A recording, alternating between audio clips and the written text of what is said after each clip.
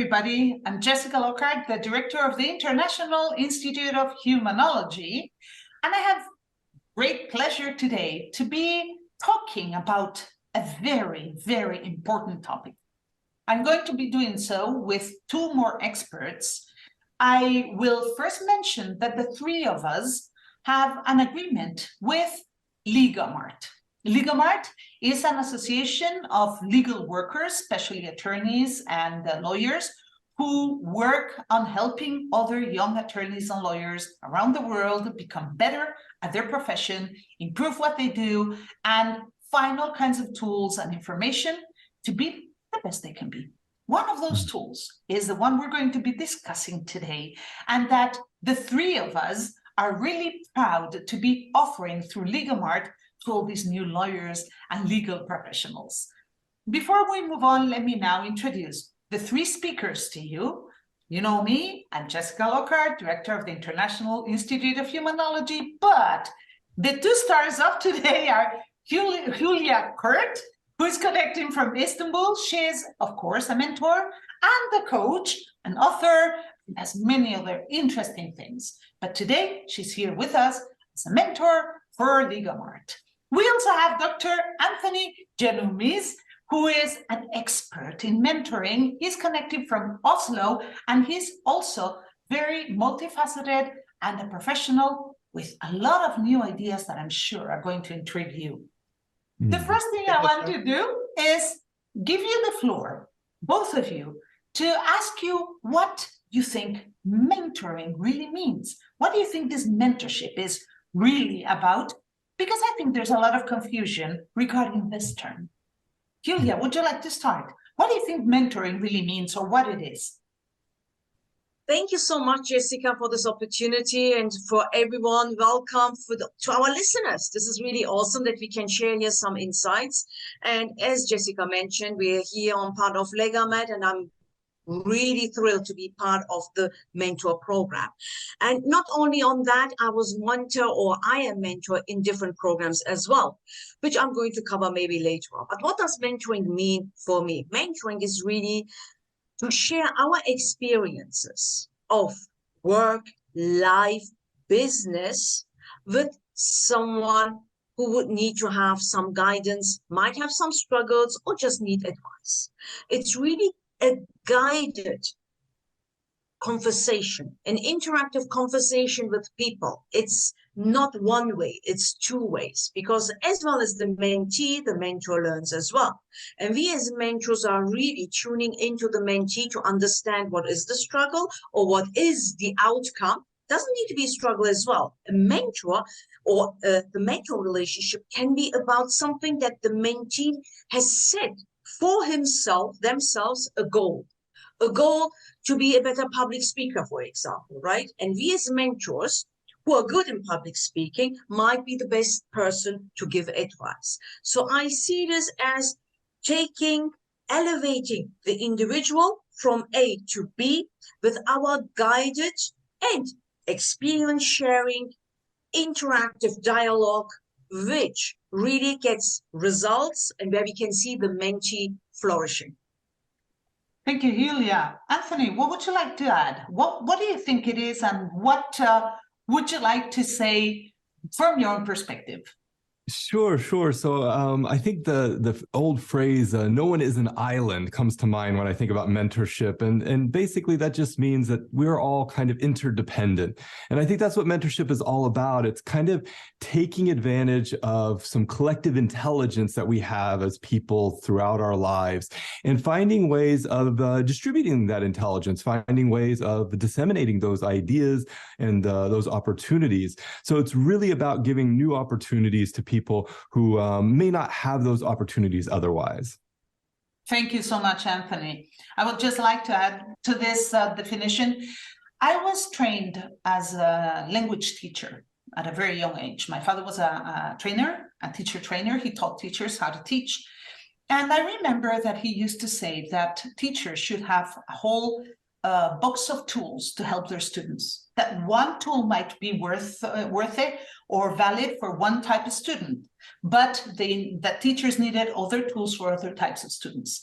And one of the tools we used back then when I was teaching was mentorship. In that context, mentoring a student or a mentee meant that you were not just sharing knowledge, and that was the key difference. You were sharing the knowledge you had acquired through experience. It was sharing the steps that you had already successfully taken. That was the key. If you're a mathematical teacher, if you're teaching English, you might know the theory, you might know the linguistics of the words, you might know the grammar, and you're sharing that knowledge. But only having learned the language as a second language or having learned mathematics as a student can you really help the student through a mentoring process. And in our opinion, that was the key difference.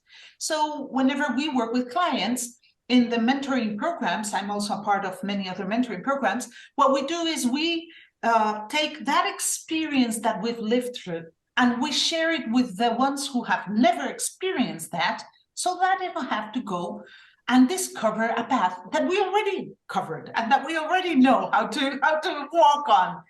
So in that case is what I would distinguish between mentoring and other fields or other activities, which brings me to the second question I wanted to discuss with you.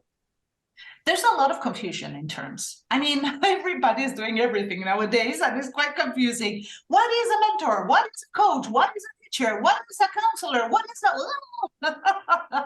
So I would like to open this box of worms and see what you guys think about this and how you would try and compare different modern or fashionable professions with mentorship. And what do you think would be the right type of client for mentorship? That is, in which cases would you choose mentorship over other techniques? Who wants to take the floor? Can I say something? So I'm just getting, because I'm a coach as well, right? So, and we have learned the coaching and the difference between coaching and mentoring, of course. And there is a difference. A coach doesn't need to come up from a specific field that the mentee is seeking advice. The coach can coach any human, because the coach is an expert in asking open questions. The coach is not guiding. The coach does not even share any experiences from their life. What's important for the coach is to find more about the life of your coachee, of your client. And with open questions, challenging questions, finding the power within the human to unleash, even find their own way. As a coach, I don't even give guidance or any kind of advice what action needs to be taken. The client himself, this person, is actually getting the action plan, and that's important. We hold them accountable as a coach, because what we want them to from A to B. We want them to go from A to B. But it means that the client himself not clear about their thoughts, not even knowing what is the result, what's the goal, what do they want, but they feel unfulfilled. They want to do so, they want to know, they want to change. Then the coach is really good placed, because we are the experts in opening questions, showing rapport, empathy, creating the safe space, which is valid for the mentor relationship as well, a safe space that the client really can open up themselves. And we touch really lives, the hearts of the humans. So that's why when someone is looking for a coach, make sure they're accredited, they have diploma, etc., because it might harm as well. In case of having a real specific goal, meaning I want to be better, and I take again public speaking because that's the easiest one for me, or let's say presentations, or let's see setting up a business from scratch, coming from corporates, because I went through it, I know the steps, then that would be mentor, really knowing, hey, you know what, I want to set up my business, I don't know how, you did it before, please, let's get on. So that will be a good example for a real mentor, because here I share my experience. I even guide, I give them resources, I give them more like, no, you shouldn't do this. Maybe that's a better step. It's I really direct them. So that's more on the mentor side. So that's the difference between the both. And it really depends on the client, what they want to get out.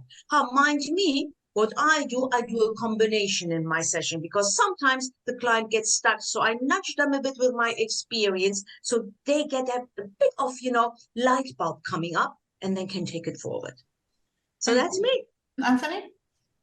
Yes, actually, I would love to tell you a story about one of the first times I ever took that role as a mentor. I was early in my career as an academic, and I had come across an advertisement that the UN in Geneva had posted about a hackathon, a hack for health. And I had been studying inclusive innovation for a number of years, so I got super excited about the opportunity. And of course, I could have used that opportunity in a number of different ways. I could have reached out to a colleague who was, on my same level, or even maybe somebody more advanced than me to kind of bring them into that competition and see, could we win? Could we take home the top prize?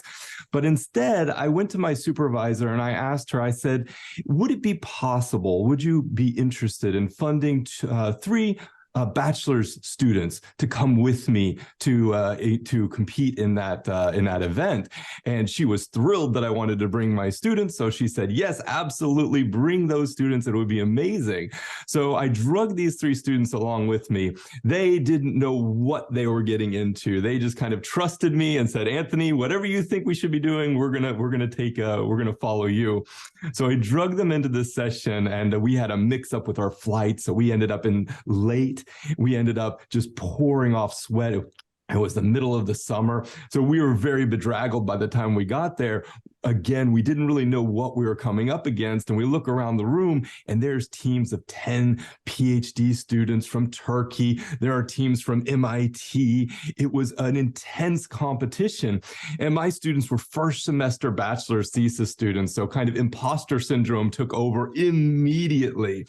And I took it as my role to kind of take them and carry them through that process, to guide them in the techniques that I had learned in my work and showcase the value that innovation can have, not merely in this competition, but for their careers. Well, long story short, we ended up taking home top prize, which was super, super exciting. And one of those students actually works with me today. She co-runs this company, Inclusive Creation, that I'm chair of the board, and has done amazing, amazing things. So that mentorship journey can take so many different aspects and evolves along the way. But for me, it's one of the most fulfilling experiences of my life. Wow, thank you for that story, Anthony. Yes, it's amazing. I just want to add again, because, well, you already gave a lot of information. I just wanted to add that I agree with Hulya. I think that real professionals working with human beings, like we do in humanology, should today have that complete box of tools that my father used to teach. And we should not just master one method, one technique, one strategy, because not only do clients need a certain technique to reach certain goals, but some clients might need one technique today and another different technique tomorrow. So the more techniques, strategies, and tools we have, the better we can help our clients. Does this mean that the mentor can only use mentoring techniques or mentoring tools? I don't think so. I think that a mentor should use everything, every trick in the book to help the mentee, because what we want is for the mentee to learn, progress, and reach the goal. And this brings me to one more question that I have. I know that different people use different techniques, different mentoring techniques, and this is related to what I just said. In my own style, I use every trick in the book. I teach or guide or coach or help my clients with whatever I think they might find useful. I also recognize that certain tools are not good for certain clients, and we have to respect that. It's not for me to force the client to adapt to my style. It should be the other way around. I should have a wide, deep, and flexible enough style to mentor the mentees that I'm working with, and not the other way around. That is my own style. But I know that you might have other styles. Let me start with Anthony now, Hulya, because I know he does, because we've already worked together before. He has a very unique technique that he likes, favors, and really explains very clearly, that I would like him to briefly mention right now if he wants to. Yeah, so I'm a huge advocate for reverse mentoring. And what that comes down to is just inverting the traditional relationship of mentor and mentee. And when I say inverting the relationship, what I'm talking about here is in terms of seniority. So rather than it being a junior level professional being mentored by a senior level professional, those roles are inverted. So it's actually a junior level professional mentoring a senior level professional. And I've been on both sides of this coin, and I have reaped incredible benefits in my career by being reverse mentored and being a reverse mentor. So it's a great opportunity to gain insights into your own career path. When you're a reverse mentor and you're sitting there looking at a senior mentee that has taken maybe a path that you're interested in, it's a good opportunity for you to think more critically about your own experiences and really think critically about how you could maybe deviate from their path or find ways of assuming the same critical juncture. So finding ways of getting into the same areas or fields that they were able to get into. Now, the reverse is all the other roles are also really, really beneficial. So when I have been reverse mentored by some of my junior level colleagues, it has been an amazing experience. So one of those examples is a colleague of mine who completely self-taught content creator. Early 20s, he and I met. He dropped out of high school. He doesn't have any degree or any college education, but he is just completely switched on when it comes to these issues of content creation. Well, I'd hit a pivot in my own career. I was leaving academia. I was pursuing more impact-related work. And so we were sitting having coffee one day, and I just asked him kind of casually, what do you think I should do next?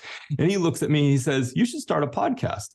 I said, no, that's going to be silly. Everybody has a podcast now. I don't have time or energy to go through all of this. I kind of immediately dismissed it. And he said, no, you should really think carefully about this. He said, all you have to do, sit in front of your phone, record 5 minutes, post it on this website, and it'll go out to all the different podcast channels. I said, well, I can do that. I used to be a professor. That's the easiest thing in the world for me is to talk for 5 minutes. I could talk for 5 hours. So I picked it up. I started off with a podcast. I kind of started a YouTube channel after that. Now I have 4,000 followers on TikTok, and I owe that to his advice in that moment, which was about 2 years ago, just sitting there having coffee. Thank you, Anthony. That's exactly what I meant. There are many different styles. There's many different ways, and there's not one right or wrong way. Hulya, what would you like to add? Well, honestly, I can't anything more to that because it really depends on the client that we are talking to, right? And what the human needs, what are the basic needs. And you see that as an experienced person as well. And I love reverse mentoring because we did that at the company as well. I'm coming from corporates and not in the company context, but once I was made redundant, I created my own company. But you know what? I have no clue how this Instagram thing works. And I was never involved in that, God's sake. Why should I, right? You're working in a company, you get everything anyways. You're the manager, whatever. And I had someone younger than me, and I asked for her advice. I said, you know what, NJ, I'm sorry. I don't know how to start this, right? I don't know what to do. And she was my mentor, younger than me, experienced in all these social media channels to create consistency, taught me how to do posts, what to write, what not to write, the tags and everything else. And I learned so much from her. Thanks God to her now, for me to post something on Instagram with the correct tags, etc., is just a piece of cake now. And this is what you learn when you have reverse, when you're open, because I don't know everything. I mean, who knows everything anyways? We're not perfect. We're humans and we learn from each other. Someone's more expensive than this, we share the other way around. And mind me, mentoring comes really from the ancient times where the wise old man was sitting around the fire and sharing their own experiences with the youngsters so they can do the same, but then these young people will add more experiences which they will pass on. So it's just perfect. I love mentoring. I love sharing. I love humans, passionate about the whole topic. And yeah, nothing else to add, Jessica. Thank you, Hulya. There's one more thing that I would like to add.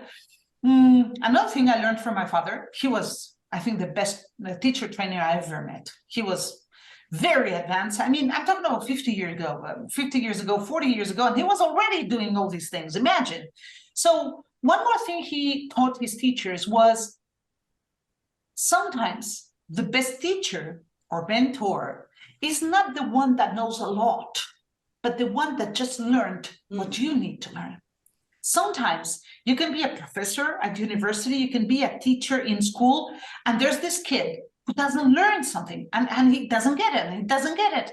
And then you ask a classmate to explain it to the kid, and the two kids talk, and the second kid says, yeah, that's it, I got it.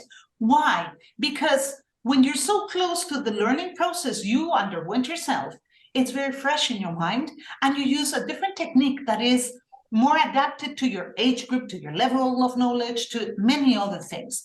And in that way, we sometimes say, well, mentors have to be this very heavy, well-versed professionals with 50 years of experience. Well, as Anthony said, in reverse mentoring, we do just the opposite. And this is also related to something else I wanted to discuss. Can anybody be a mentor? You know, a lot of people say, anybody can mentor somebody else if they've gone through the path. And I agree and disagree at the same time. I say, yes, you can be a mentor in theory and help other people, other human beings, take the steps you already took. But you need some kind of technique. You need some kind of knowledge. You need to know when to deliver some information, how to pace the sessions, how to organize the progress, because unless you're trained and you have some basic knowledge, you might be first confusing your client or mentee, driving them crazy. You might not be giving them enough information or maybe too much information in one session. And it's very important that professionals really become well-trained and become experts in not only what they're going to be mentoring other mentees, but also on the mentoring or mentorship process itself. What do you guys think? Do you agree with what I just said? Yeah, I would say you've got it spot on. I think the two main skills I would say are vital for a mentor are communication, ability to communicate, and ability to empathize. I find that often with my mentees, they come to me under the presupposition that they want advice and guidance. When in fact, once I've listened to them and I've been kind of heard them and I've given them space to kind of talk about what they're concerned about, they didn't actually need any advice. They just needed to talk through it with someone. They needed to think critically about it. And they just needed maybe some acknowledgement. They just needed validation. They just needed somebody to say, yeah, I get it. I get where you're from. I had this kind of experience. It was maybe a little bit different, but I can empathize with where you're coming from. And of course, I always hold back advice until the other person has given consent for me to give them advice. So I don't just automatically jump in, oh, well, the answer to your problem is X, Y, Z. I ask them, do you need my advice? Would you like me to give you my input? Would you like me to give you what my experience has been? And then if they say yes, then I can go into that discussion about here's some potential solutions to your problem. But I wait until they've actually said, yes, I agree to listening to your advice. So I'm sure that I have at least a reasonably receptive audience or person that's sitting there. So I think those are the two main skills here: communication, ability to communicate clearly, and empathy, ability to understand what the experiences of another person may be. Thank you, Anthony. Hulya? Well, coming from the coaching thing, first what you do is this listening, and we don't listen good enough. And we call this 360-degree listening. That does mean with your mind, body, and soul, and don't have your head full of questions already or any judgment, whatever. Tune in into the client, see what their needs are, ask some questions in the interest for the client, not even for me. Not even for me. I don't need that information, but the client needs that information. And from there, we pass on to say, hey, dear client, you know, how would you like me to help you? Yeah, let's see what's coming out. And that's really important. Tuning in, showing that rapport, listening 360 degrees, and then continue the conversation. And according to the to a nice balance of maybe mentoring, maybe giving advice, maybe doing something else, but seeing and weighing up your client. The more you know your client, the more you know how they tick. And you can even see, oh, this information would be nice, or I shall give all the information because that person is maybe analytical, you know, there are different types of persons, right? That's it. And yeah, that's what I always first do. Thank you, Hulya. So let me just, for those who are watching this very interesting conversation, let me just clarify that we at LegalMart offer different types of mentoring processes. We offer mentoring on fields that each of us can mentor our mentees in. So we invite everyone to connect onto this website here to check the LegalMart mentorship program and to maybe start working with one of us. Would be more than happy to help you grow as a professional, as a human being, which is always at the basis of your professional career. And I want to thank Anthony and Hulya for being here today, for doing this exceptional work with the mentees, and for being a part of this family that is LegalMart. Thank you very much to both of you. And I hope that we can continue collaborating and helping mentees grow in every aspect. Thank you.